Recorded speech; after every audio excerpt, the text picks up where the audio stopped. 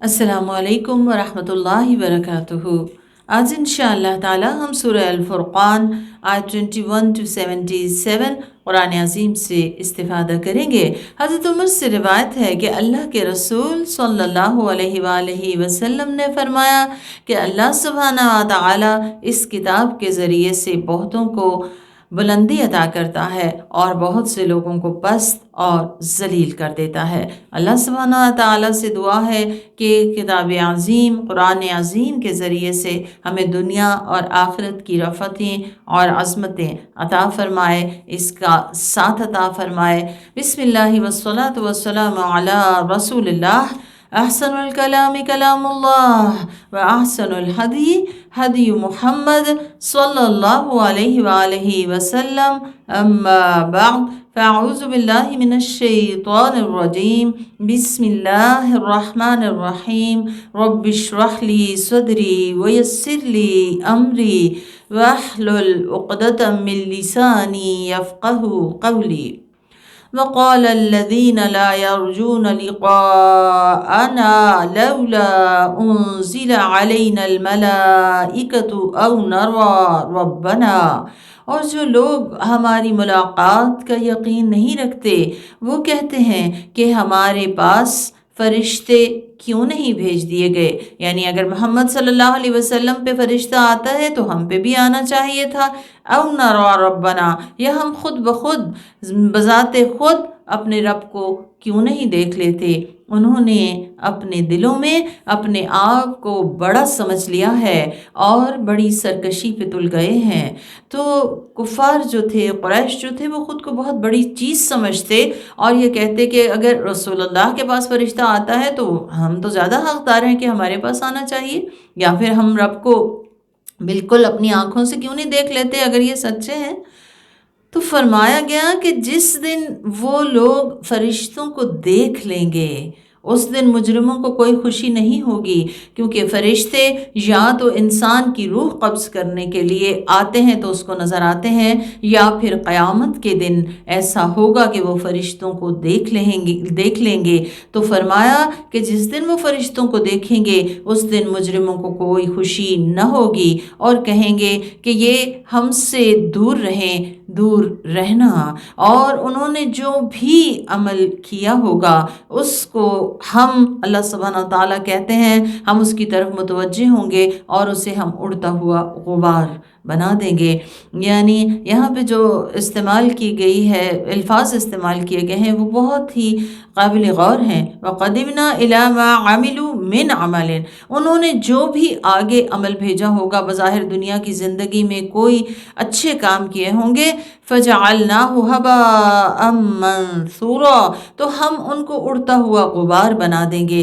ہوا منصورہ کہتے ہیں جیسے آپ کسی کمرے میں بیٹھے ہوں اور روشن دان میں سے ایک چھوٹی سی جھری رہ جائے یا چھوٹا سا ایک سوراخ ہو تو اس میں سے جو ہمیں نظر آ رہی ہوتی ہے ایک رے سی آ رہی ہوتی ہے اور اس کے اندر ہمیں ذرات نظر آ رہے ہوتے ہیں جو سورج کی روشنی کی وجہ سے ہمیں نظر آتے ہیں۔ اگر سورج کی روشنی نہ ہو تو ہمیں نظر نہیں آ سکتے، ہم انہیں پکڑنا چاہیں ہم انہیں پکڑ نہیں سکتے، ہم انہیں ہاتھ لگانا چاہیں ہم انہیں ٹچ نہیں کر سکتے۔ تو فرما دیا گیا کہ ان کے جو بھی اچھے اعمال ہیں، سخاوت ہے، صلہ رحمی ہے، بہادری ہے، جو بھی وہ کرتے رہے ہیں ہم ان کو یوز لیس کر دیں گے، ان کا کوئی نہ فائدہ ہوگا، نہ انہیں اس کا کوئی صلہ ملے گا۔ وجہ کیا ہے؟ کیونکہ انہیں آخرت کا یقین نہیں۔ لیکن اس کے برعکس جو ہے اصحاب الجنہ، اس دن ان کا کیا حال ہوگا؟ جو جنت والے ہیں، جو آخرت کا یقین رکھ کے اور اس کے مطابق اپنی زندگی گزارتے رہے، اس دن وہ ان کے لیے جو جگہ ہوگی بہت اچھی ہوگی، آرام کی اور قیلولہ کرنے کی جگہ۔ تو اوورآل جو بات سمجھنے کی ہے وہ کیا ہے کہ آخرت میں جو وزن ہوگا جن اعمال کا وہ اعمال ہوں گے جو سچے عقیدے پہ مبنی ہوں۔ ایسا شخص کہ جسے یہ یقین ہو کہ وہ لازمی اللہ سبحانہ تعالیٰ سے ملاقات کرنے والا ہے، اس نے آخرت کی نیت سے وہ عمل کیے ہوں، اللہ کی رضا کے لیے کیے ہوں اور سنت رسول صلی اللہ علیہ وسلم کے مطابق کیے ہوں، اسی کا انسان کو فائدہ ہونے والا ہے۔ تو ہمیں اپنے اعمال کا بھی جائزہ لے کر اور ان کو درست کرنا ہوگا۔ پھر چونکہ قیامت کا مطالبہ بار بار کرتے تھے تو اللہ سبحانہ تعالیٰ نے ایک طرح سے بتایا کہ تمہارا مطالبہ اس دن پورا ہوگا وَيَوْمَ تَشَقَّقُ السَّمَاءُ بِالْغَمَامِ، جس دن آسمان پھٹ کر ایک بادل نمودار ہوگا اور گروہ در گروہ فرشتے اتارے جائیں گے۔ اس دن حقیقی بادشاہی صرف رحمان کی ہوگی، یعنی حقیقی بادشاہ اس دن پوری طرح اپنی پوری قدرت کے ساتھ جلوہ فرما ہوگا، اور کافروں کے لیے وہ دن بڑا ہی سخت ہوگا۔ پھر فرمایا وَيَوْمَ يَعَضُّ الظَّالِمُ عَلَى يَدَيْهِ، یہ وہ دن ہوگا جس دن ظالم اپنے ہاتھ کاٹ کھائے گا۔ یقول، وہ کہے گا یا لیتنی اتخذت مع الرسول سبیلا، کاش کہ میں نے رسول کا راستہ اپنایا ہوتا۔ یا ویلتا، ہائے میری کم بختی، ہائے افسوس، لیتنی لم اتخذ فلانا خلیلا، کاش کہ میں نے فلاں کو اپنا دوست نہ بنایا ہوتا۔ کس کو؟ لقد اضلنی عن الذکر بعد اذ جاءنی، وہ کہ اس نے اس کے بعد کے ذکر میرے پاس آ چکا تھا، قرآن کی نصیحت میرے پاس آ چکی تھی، لیکن اس نے مجھے اس سے گمراہ کر دیا، بہکا دیا، ادھر ادھر کر دیا۔ وَكَانَ الشَّيْطَانُ لِلْإِنسَانِ خَذُولًا، اور شیطان جو ہے اس کا تو کام ہی انسان کو رسوا کروانا ہے۔ تو قیامت کے آنے سے پہلے ہمیں خبردار کر دیا گیا کہ اس دن دو حسرتیں انسانوں کو بہت شدت سے ہوں گی۔ ایک یہ کہ کاش میں نے رسول کا راستہ اپنایا ہوتا۔ رسول کا راستہ کیا ہے؟ ایمان کا راستہ، یقین کا راستہ، ہدایت کا راستہ، اسلام کا راستہ، سنت کا راستہ، کیونکہ قرآن تھیری ہے اللہ سبحانہ تعالیٰ نے جو بھیجی، اور سنت اس کا پریکٹیکل ہے۔ نبی کریم صلی اللہ علیہ وسلم چلتا پھرتا قرآن تھے۔ اللہ سبحانہ تعالیٰ نے آپ کو شریعت کا امام بنا کر بھیجا، اور امام ماننے کے بعد جب ہم محمد رسول اللہ کا اقرار کرتے ہیں، اس کے بعد امام جان کر آپ کی تقلید کرنا ہم سب کا فرض ہے۔ تو سنت رسول کے مقابل اپنی ذات کی کسی خواہش کو یا کسی کے حکم کو کوئی اولیت اور اہمیت نہ دینی چاہیے، کیونکہ دنیا میں انسان سنت کہہ کر اس کو بعض اوقات فار گرانٹڈ لے لیتا ہے۔ تو یہ پہلے سے بتا دیا گیا کہ قیامت کے دن انسان کو افسوس ہوگا، اور وہ یہ حسرت کرے گا کہ کاش میں نے رسول کا راستہ اپنایا ہوتا۔ سنتیں چھوٹی ہوں یا بڑی، سنت رسول کا راستہ ہی دراصل کامیابی کا راستہ ہے، نجات کا راستہ ہے، اور فوز العظیم کا راستہ ہے۔ لہٰذا ہمیں سنت جاننا اور سنت کو اپنانا چاہیے ہر زندگی کے ہر پہلو میں۔ دوسرا جو افسوس یا دوسری جو حسرت بتائی گئی قیامت کی، وہ دوستی پہ ہوگی۔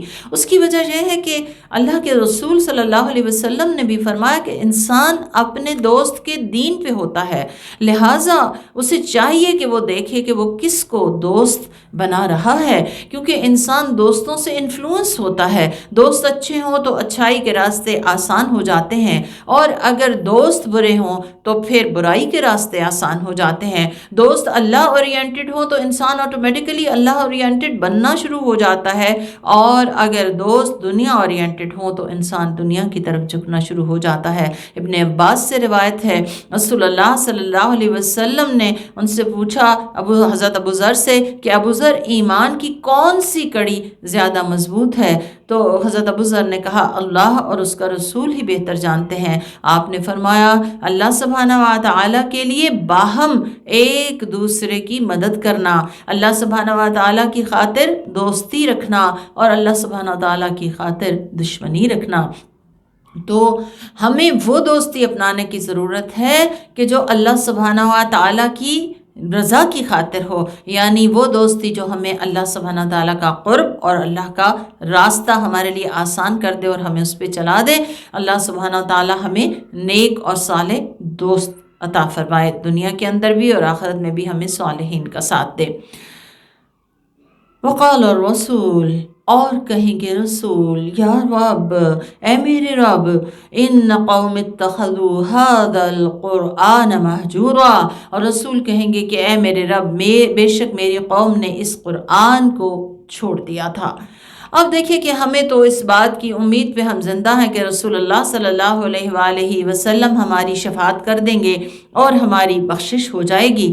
یہاں پہ واضح کر دیا گیا کہ رسول اس دن کہیں گے کہ اے میرے رب، میری قوم نے قرآن کو مہجورہ کر دیا تھا۔ مہجورہ کا لفظ ہجر سے ہے، متروک کر دیا تھا، چھوڑ دیا تھا، یعنی انہوں نے قرآن کا حق ادا نہ کیا، اس کے فرائض پورے نہ کیے، یا تو اس پہ ایمان ہی نہ لائے، یا ایمان تو لائے لیکن اس کو کھول کے نہ دیکھا زندگی بھر، یا پھر اسے کھولا تو اسے فرقان نہ بنایا کہ اس سے پتہ چلے کہ حق کیا ہے اور نہ حق کیا ہے، نہ اسے سمجھا، نہ اس پہ عمل کیا، یا پھر ایسا کیا کہ اس کتاب کو پیچھے اور دوسری کتابوں کو اس پر پریفر کیا، یا پھر اس میں وہ چیز بھی آ جاتی ہے کہ انسان بظاہر تو قرآن پڑھ رہا ہو لیکن الفاظ ہی محض ادا کر رہا ہو اور متوجہ کسی اور طرف ہو۔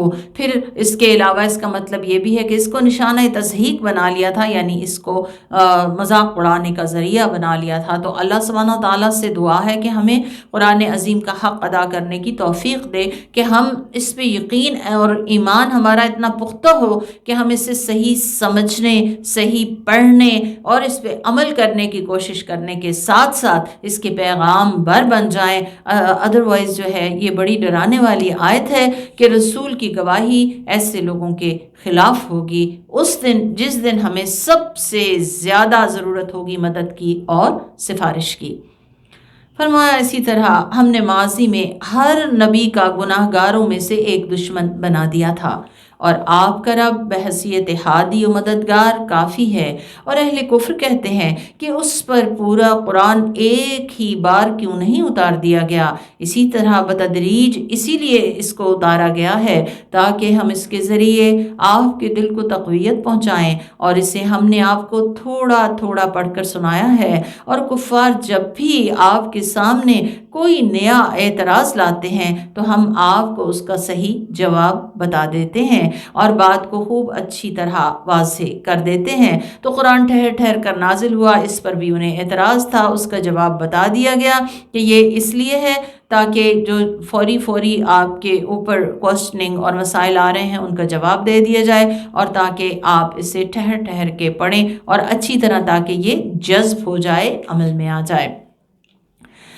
پھر اس کے بعد قرآن پر اعتراض کرنے والوں کا انجام بتا دیا گیا۔ فرمایا الذین یحشرون علی وجوہہم الی جہنم، یہ وہ لوگ ہیں کہ جنہیں اپنے چہروں کے بھل گھسیٹ کر جہنم میں ڈال دیا جائے گا۔ اولئک شر مکانا، یہ ان کا ٹھکانہ بہت ہی برا ہے، واضل سبیلا، اور وہ لوگ سب سے زیادہ بھٹکے ہوئے گمگشتہ راہ ہیں۔ یعنی جو ہدایت کا راستہ ہے وہ تو قرآن ہی کے ذریعے سے انسان کو ملا کرتا ہے، اور جو اس کے اپوزٹ اختیار کرے اور کچھ اور کر لے تو پھر اسے ڈرنا چاہیے۔ پھر فرمایا ہم نے موسیٰ علیہ السلام کو تورات دی اور ان کے بھائی ہارون علیہ السلام کو ان کا وزیر بنا دیا۔ بس ہم نے کہا کہ آپ دونوں اس قوم کے پاس جائیے جنہوں نے ہماری آیات کو جھٹلا دیا، پھر ہم نے انہیں یکسر ہلاک کر دیا۔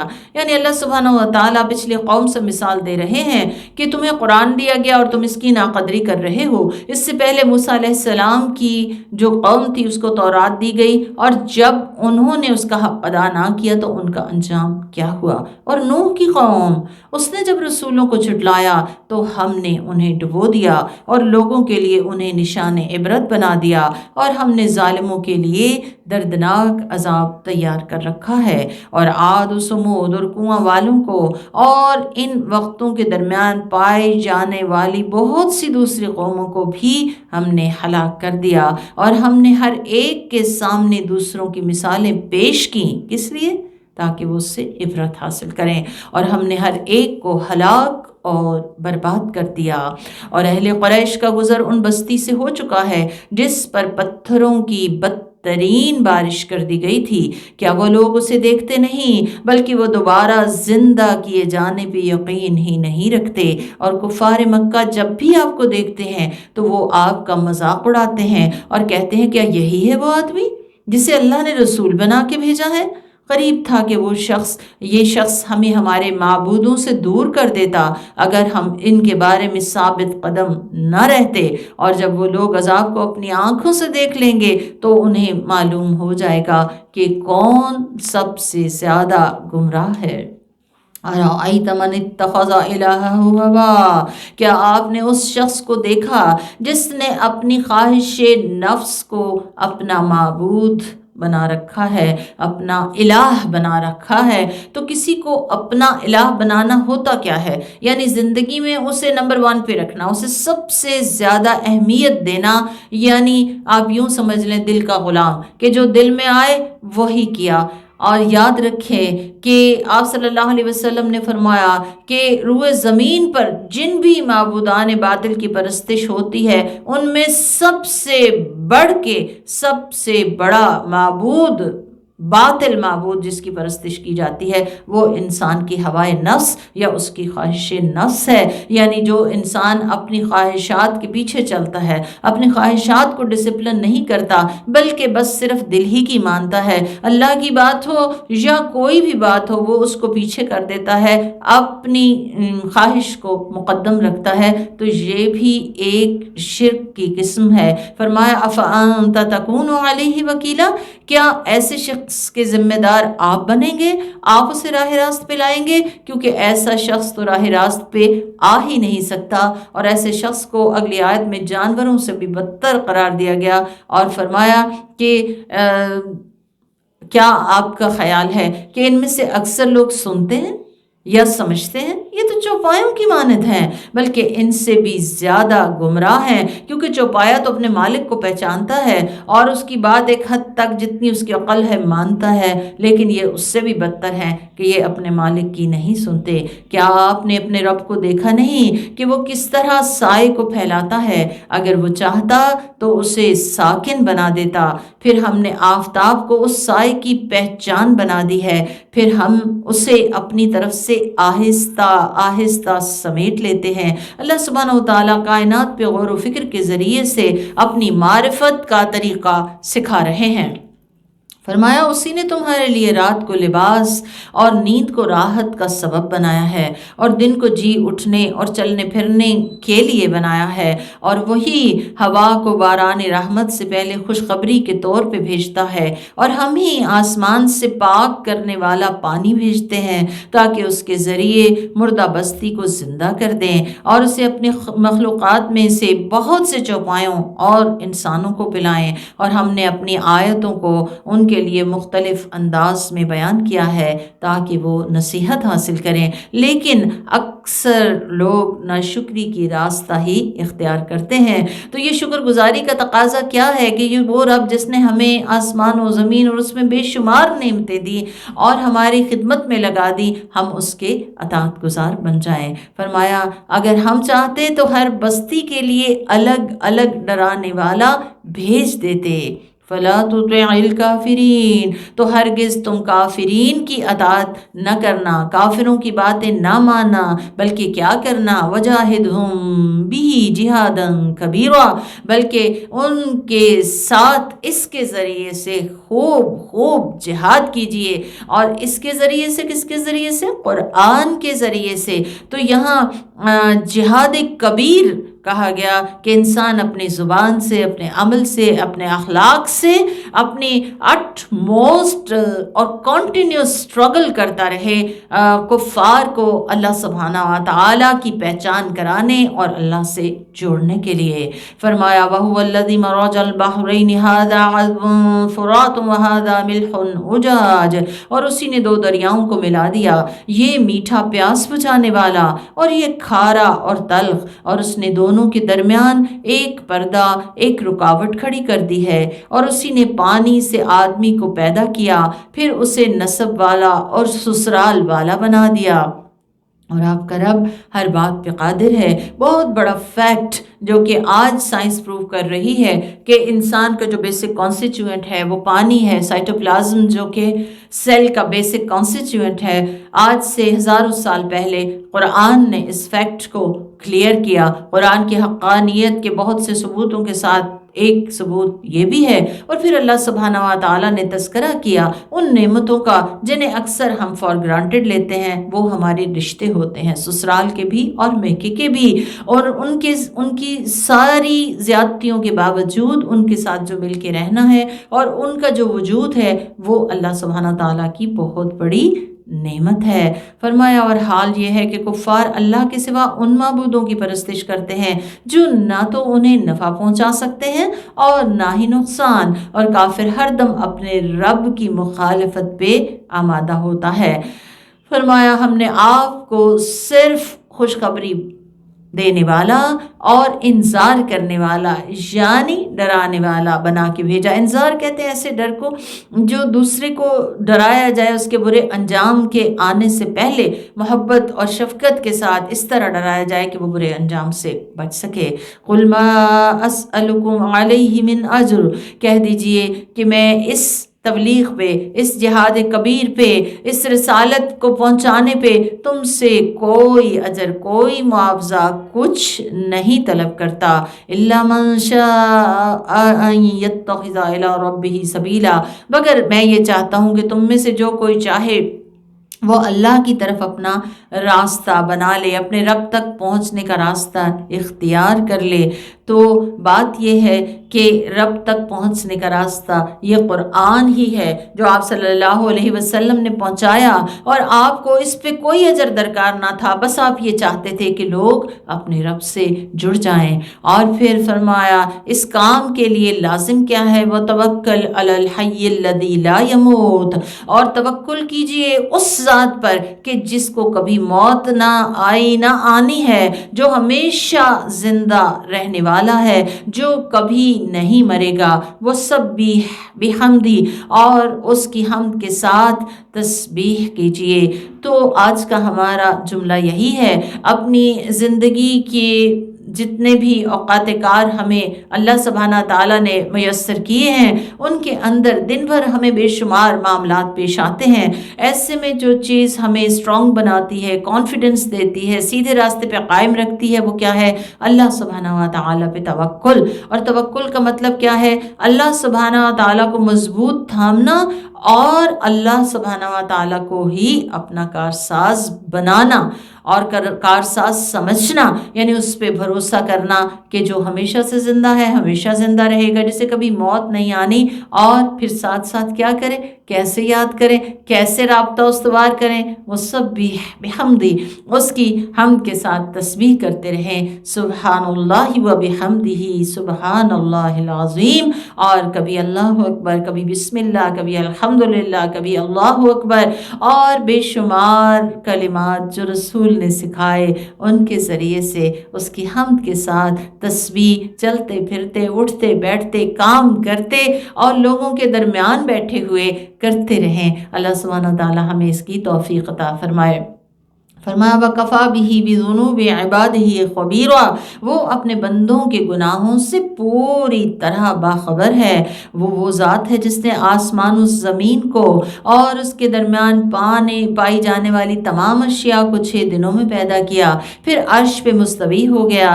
بس آپ ان کی تفصیلات اس سے پوچھئے جو خبر رکھتا ہے، یعنی جو رحمان کی معرفت رکھتا ہے، تو رحمان کی بات اس سے پوچھنی چاہیے کہ جس کے دل میں رحمان کی معرفت ہو، جو رحمان کی معرفت رکھتا ہو۔ ہر ایک یہ بتانے کے قابل نہیں ہوتا۔ پھر فرمایا جب کافروں سے کہا جاتا ہے کہ رحمان کے لیے سجدہ کرو، تو وہ کہتے ہیں رحمان کون ہے؟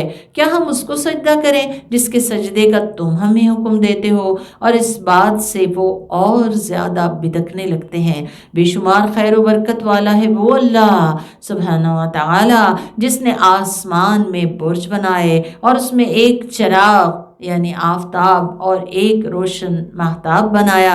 اسی نے رات اور دن کو یکے بعد دیگرے آنے والا بنایا، اور اس شخص کے لیے جو نصیحت حاصل کرنا چاہے یا اللہ سبحانہ تعالیٰ کا شکر ادا کرنا چاہے، تو اللہ سبحانہ تعالیٰ نے یہ جو رات دی ہے ہمیں آرام کے لیے، دن دیا ہے کام کے لیے، اور کتنے یونیفارمٹی کے ساتھ، ڈسپلن کے ساتھ، ایسا کبھی نہیں ہوتا 2 دن اکٹھے آ جائیں یا 2 راتیں اکٹھی آ جائیں۔ ہمیں اللہ سبحانہ تعالیٰ کا شکر ادا کرنا چاہیے اور اس سے نصیحت پکڑتے ہوئے اللہ سبحانہ تعالیٰ کی اطاعت کرنی چاہیے۔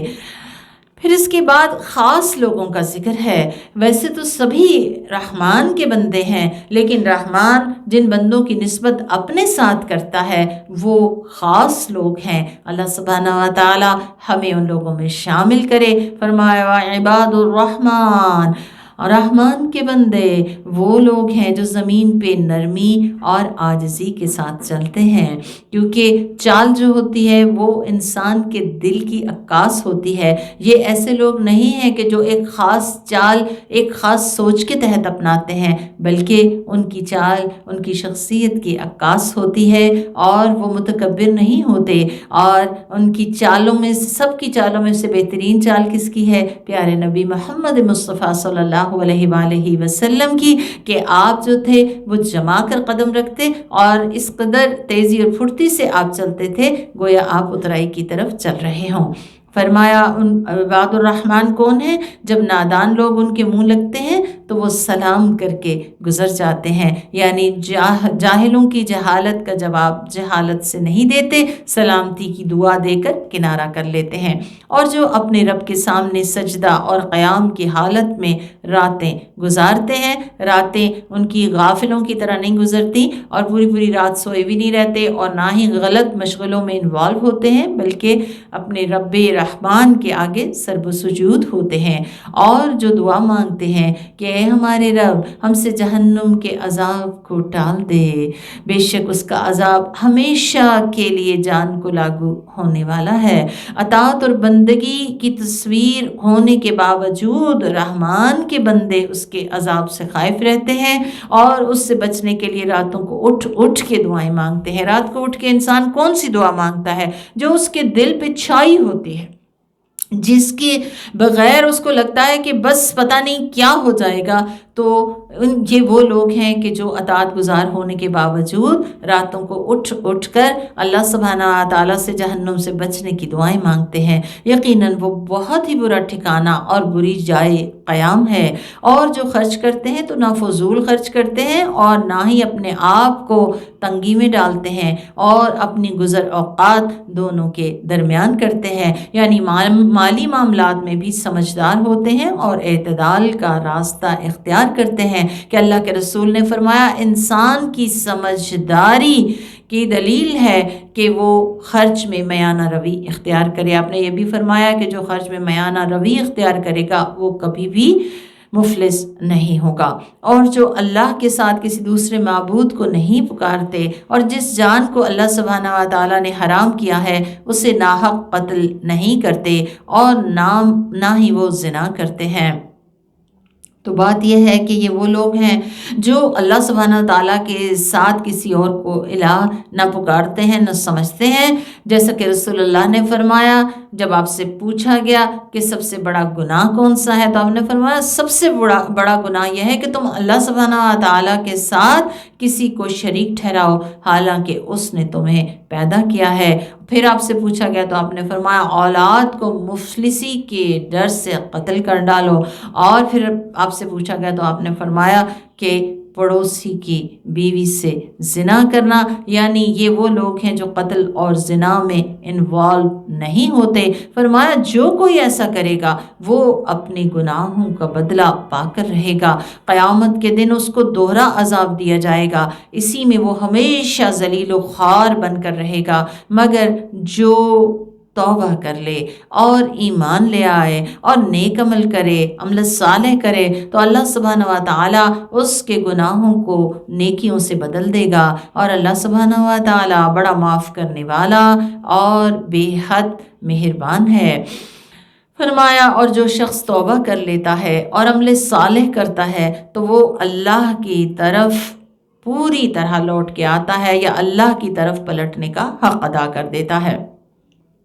تو یہاں پہ رحمان کے بندوں کی خصوصیت کیا ہے کہ ان سے غلطی ہو جائے، کوتاہی ہو جائے تو تو وہ کیا کرتے ہیں؟ اکڑ نہیں جاتے، ضد پہ جم نہیں جاتے، بلکہ اللہ سبحانہ و تعالیٰ کی طرف پلٹتے ہیں جیسے پلٹنے کا حق ہے۔ اور اللہ کی طرف پلٹنے کا حق تو یہ ہے کہ انسان صرف محض زبان سے استغفر اللہ نہ کہتا رہے، بلکہ اپنی غلطی کی اصلاح کر لے اور اپنے آپ کو درست کر لے۔ تو عذاب سے مستثنا وہ ہے جو صدق دل سے تائب ہو جائے۔ پھر فرمایا کہ یہ وہ لوگ ہیں جو زور کے گواہ نہیں بنتے، اور زور کہتے ہیں جھوٹی بات، جھوٹی گواہی۔ مشرکین کی جو عیدیں ہیں اور ان کے جو میلے ہیں اور ان کی جو مجلسیں ہیں، ان کی جو شراب کی اور گانے کی مجلسیں ہیں، یہ سب زور میں آتی ہیں۔ یہ زور کے گواہ نہیں بنتے، یعنی یہ ان میں شریک نہیں ہوتے۔ ایک دفعہ آپ صلی اللہ علیہ وآلہ وسلم بیٹھے ہوئے تھے تکیے کے ساتھ ٹیک لگا کے، کہ صحابہ کرام کہتے ہیں کہ آپ ہمیں عذاب سے ڈرا رہے تھے جب آپ نے کہا وقول الزور وقول الزور وقول الزور، یعنی اتنی دفعہ آپ نے کہا کہ ہمیں اتنا ڈر لگا کہ ہم نے کہا کہ اب یعنی آپ صلی اللہ علیہ وسلم کاش کہ اب آپ خاموش ہو جائیں، کہ ہم اتنے ڈر گئے کہ یہ کتنی بری چیز ہے، جھوٹی بات، جھوٹی گواہی اور ان کے ساتھ شریک ہونا، ان کے جو میلے ٹھیلے اور ان کی جو عیدیں ہیں مشرکین کی۔ فرمایا اور جو لوگ زور کے گواہ نہیں بنتے اور جب کسی ناپسندیدہ چیز سے ان کو سابقہ پڑتا ہے تو شریفوں کی طرح گزر جاتے ہیں، یعنی لغو، بے فائدہ، بیکار چیز سے اس طرح باوقار انداز میں گزر جاتے ہیں، نہ تو اس میں انوالو ہوتے ہیں اور نہ وہاں کھڑے ہو کر الجھنا شروع کر دیتے ہیں۔ اور جب انہیں ان کے رب کی آیات پڑھ کر سنائی جاتی ہیں تو وہ بہروں اور اندھوں کی طرح نہیں گزر جاتے، یعنی اللہ کی آیات پہ بہرے اندھے بن کے نہیں گزرتے کہ نہ سنیں، نہ سمجھیں، نہ عمل کریں اور محض بس جھومتے رہیں، بلکہ وہ سمجھتے ہیں ان کو اور ان کو سمجھ کر اپنے دل میں اتارتے ہیں، اور جو دعائیں مانگتے ہیں ان کی دعائیں بھی اللہ والوں کی کیسی ہوتی ہیں۔ ربنا هب لنا من ازواجنا وذرياتنا قرۃ اعین واجعلنا للمتقین اماما، آمین۔ کہتے ہیں کہ ہمارے رب ہماری بیویوں اور ہماری اولادوں کو ہماری آنکھوں کی ٹھنڈک بنا اور ہمیں پرہیزگاروں کا امام بنا دے۔ یعنی آپ دیکھیں کہ یہ دعا کیا ہے، دراصل کسی بھی مومن اور صالح انسان کی آنکھوں کی ٹھنڈک اپنی ازواج اور اولاد میں تب ہوتی ہے جب وہ اللہ سبحانہ تعالیٰ کی بندگی بجا لانے والے ہوں، کہ یا رب ان کی نیکی کی وجہ سے ہماری آنکھیں ٹھنڈی کر دے اور ہم سب کو صرف متقی نہ بنا بلکہ ہمیں متقین کا بھی امام بنا دے۔ تو ان خصوصیات کو اپنے اندر پیدا کرنے والوں کے لیے پھر جنت کا وعدہ ہے، کیونکہ انہوں نے ساری زندگی اپنے آپ کو کنٹرول میں رکھا، یعنی صبر کے ساتھ رکھا اور اپنے آپ کو دین اسلام پہ جمائے رکھا۔ فرمایا اولئک یجزون الغرفۃ بما صبروا، یہی لوگ ہیں جنہیں ان کے صبر کی وجہ سے اعلیٰ جنات میں مقام ملے گا۔ غرفہ کہتے ہیں بلند درجے کو یا بلندی پہ پائے جانے والے مقام کو، اور اس میں دعائے خیر اور سلام کے ساتھ ان کا استقبال کیا جائے گا، جہاں وہ ہمیشہ رہیں گے۔ وہ بہت ہی اچھا ٹھکانہ اور بہت ہی اچھی جائے قیام ہوگا۔ اللہ سبحانہ تعالیٰ ہم سب کو وہ نصیب فرمائے۔ قل ما یعبأ بکم ربی لولا دعاؤکم فقد کذبتم فسوف یکون لزاما، آپ کہہ دیجئے کہ اگر تم میرے رب کی بندگی نہ بجا لاؤ گے، اس کی عبادت نہ کرو گے تو اسے تمہاری پرواہ نہیں، بس اب جب کہ تم نے تکذیب کر دی ہے کس کی؟ رسول کی اور کتاب کی، یعنی قرآن عظیم کی، تو اس کی سزا ضرور تمہیں بھگتنی ہوگی۔ اللہ سبحانہ وتعالیٰ اپنی سزا سے ہمیں دنیا اور آخرت میں محفوظ و مامون رکھے۔